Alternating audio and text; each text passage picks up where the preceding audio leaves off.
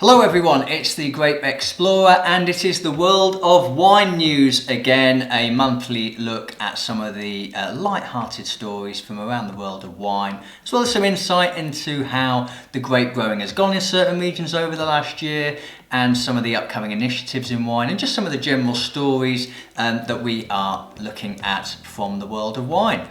If you're new to the channel, hit that subscribe button, get yourself on board, let's get you onto some wine education and the like through this channel. And if you've been here before and you like your wine news, nice big thumbs up please to help that channel grow.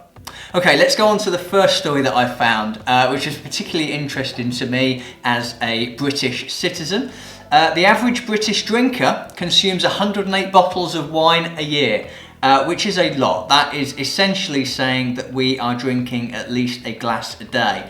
Now when they say we're drinking 108 bottles a year, what they're saying is they've taken the pure volume of alcohol that Brits consume and they've converted it into different types of drink and then associated how much of that drink you would have. So like I say, the average Briton consumes the equivalent of 108 bottles of wine a year, far more than the rest of the Western world, setting the standards there in the UK. The figures were revealed in I don't know if that's a good thing by the way.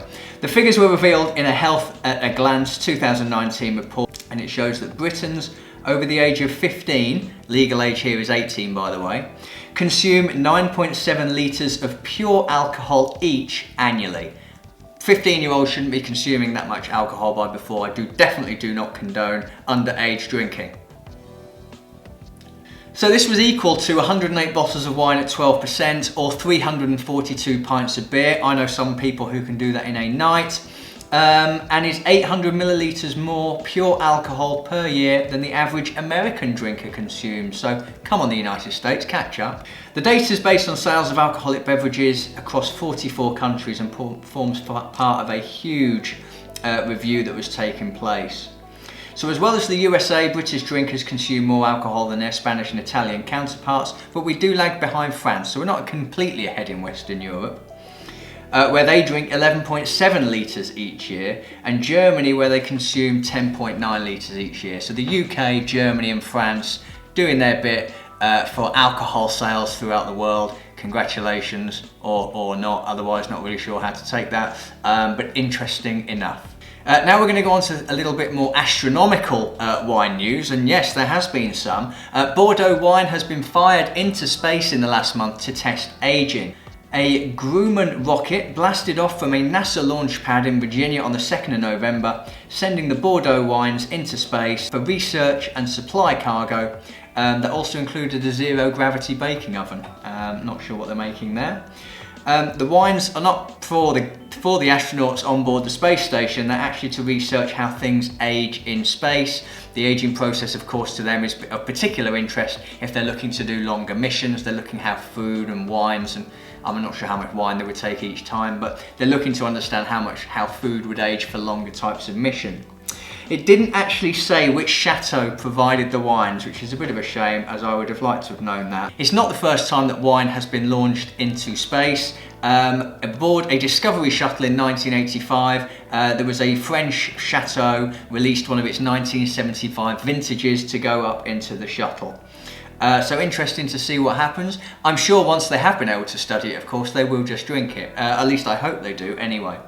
Next, moving on to some of the wine production across the various regions in the world. It's reported that unfavourable weather and a bumper crop in 2018 has led to a fall in global wine production of around 10% for 2019.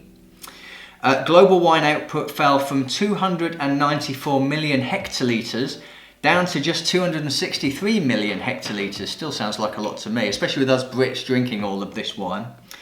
Major wine producing countries such as France, Italy and Spain have all reported lower yields this year in 2019.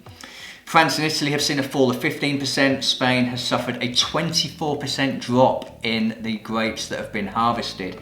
So production across the EU broadly, which accounts for about 60% of global wine output, has fallen to 156 million hectolitres.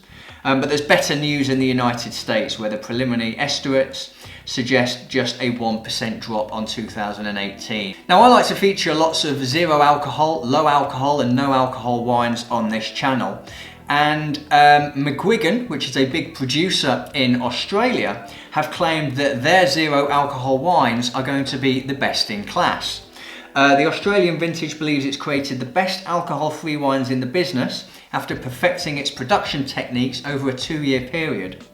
They're going to be releasing a McGuigan Zero range, which is going to include a Chardonnay, a Sauvignon Blanc, a Shiraz, a rosé and a sparkling wine as well. So nice selection there of different styles, particularly to try on the Grape Explorer channel. They do already produce a low alcohol wine at 0.5%, but this is going to be the first completely de-alcoholized wine at 0% that they're producing. The firm has decided it needed to produce a completely zero alcohol wine to crack the United Kingdom market. They clearly know the Grape Explorer is making lots of videos and they want to get in on that. I'm sure that's not the case. So they are using a spinning cone technology to de-alcoholize the wine. It's not about just having great kit. We've got a spinning cone, but even with that, you can't just put Chardonnay through it and expect it to come out half decent. And I completely understand where they're coming from. You know, I've done some reviews on zero alcohol wine where they don't always have the characteristics of wine. And I think this is what McGuigan are saying. They want to be able to de-alcoholize it, but they really want to be able to preserve some of the qualities that made it wine in the first place. So I, for one, cannot wait to try these. These will definitely be featured on the channel, so stay tuned for that. Over to the United States now, where Wine.com has released the Wine.com 150 most intriguing wine lists for 2019. Wine.com is the nation's leading online wine retailer, and they've announced their 13th annual Top 100.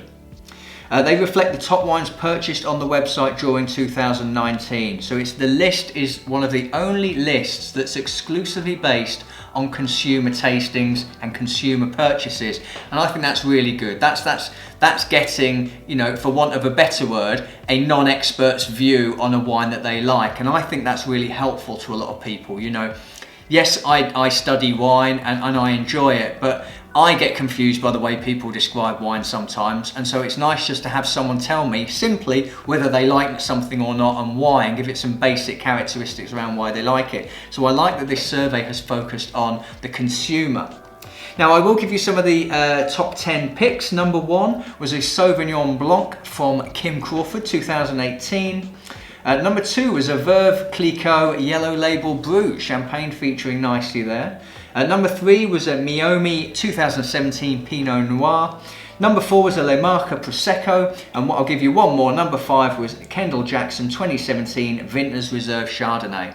What I'll do is I'll try and find some links to those particular wines and put them in the description below, so you might want to go and check them out for yourself. They're not ones that I've tried, but you might want to go and check them out. Finally, I want to talk about champagne and news that popping a champagne cork is rocket science, apparently.